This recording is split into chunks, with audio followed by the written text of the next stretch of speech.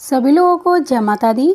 आज आपके लिए बहुत ही ज़्यादा महत्वपूर्ण जानकारी लेकर आई हूँ। ऐसी जानकारी जो बहुत ही कम लोगों को अभी तक पता है।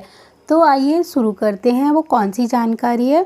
जैसे कि जब आप पूजा करते हैं तो अपने पास एक गिलास जल का भरकर रखें और उस जल में कुछ तुलसी के पत्ते अवश्य होने चाहिए।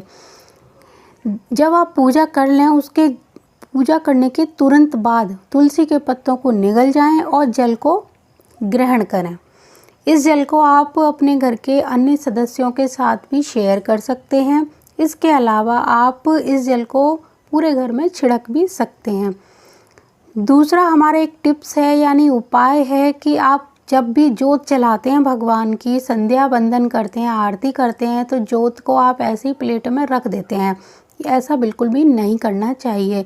आप अपनी जो जोत है उसको चावलों की एक छोटी सी ढेरी बना लीजिए। उसके ऊपर या गेहूं या फिर कोई अन्य अनाज हो आपके पास, जैसे बाजरा हो, गेहूं है, कोई दाल है, इस तरह की कोई चीज़ हो, उसके ऊपर रखिए। जोत के अलावा हमारे जल का लोटा जो होता है उसको भी किसी अनाज के ऊपर रखना चाहिए। इसके अलावा भगवान जी यानी मंदिर में जो हमारी मूर्तियाँ होती हैं भगवान की, उनके नीचे भी पीला कपड़ा अगर आप बिछाते हैं तो बहुत ही अच्छा रहता है। अगर आपका पूजा घर ईशान कोण में है तो लाल कपड़ा नहीं बिछाना चाहिए, पीला कपड़ा आपको बिछाना है अगर आपका पूजा घर ईशान कोण में है तो।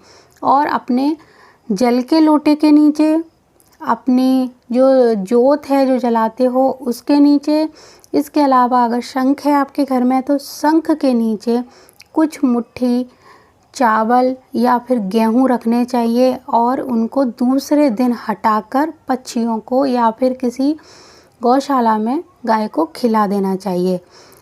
इस तरह करने से आपको बहुत ही अच्छे सकारात्मक परिणाम देखने को मिलेंगे। इसके अलावा जब आप इस अनाज को ले जाकर पशु पक्षियों को खिलाएंगे तो आपको पितरों की कृपा तो प्राप्त होगी ही, साथ ही साथ आपके घर से अगर एक मुट्ठी अनाज भी डेली किसी पशु पक्षी के नाम से निकलता है तो इससे बड़े बड़े ग्रह भी ठीक होना शुरू हो जाएंगे। बहुत सारी आकस्मिक दुर्घटनाएं भी होना बंद हो जाएंगी।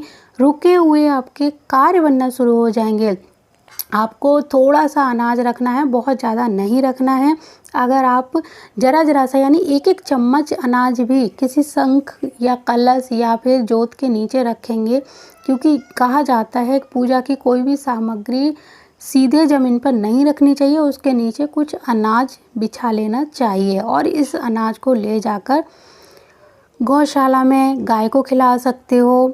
अगर आपके घर के आसपास कोई तालाब है तो मछलियों को भी आप डाल सकते हो। इसके अलावा आप पक्षियों को डाल सकते हो।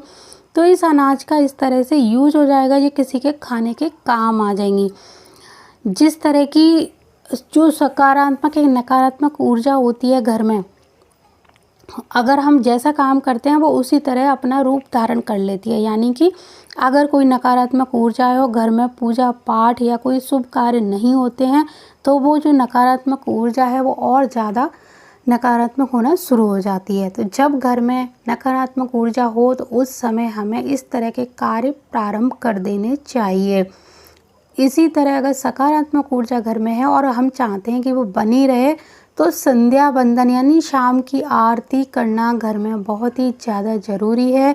पूजा करते समय एक जल का लोटा अपने पास रखिए या गिलास भर कर रखिए और फिर पूजा के बाद उस गिलास का जल खुद भी ग्रहण करिए, घर के सदस्यों को भी दीजिए और पूरे घर में इसका थोड़ा थोड़ा छिड़काव भी आप खिड़की दरवाज़ों पर ऊपर कर सकते हैं, फर्श पर नहीं करना है।